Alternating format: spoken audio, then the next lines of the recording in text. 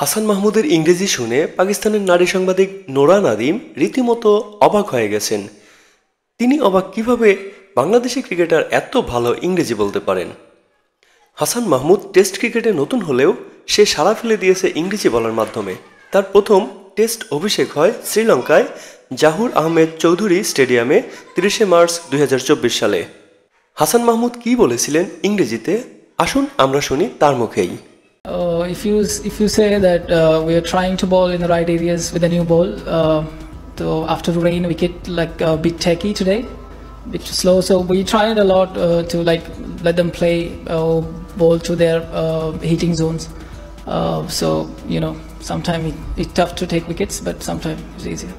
I think we've been practice here before. Like I've seen the wicket was very green, so I thought there's gonna be pace and bounce. So after the rain comes and it feels a bit tacky and slow. Then after we decided to bowl one side and pack one side to the strong zone, and we're bowling to our length and try to be accurate.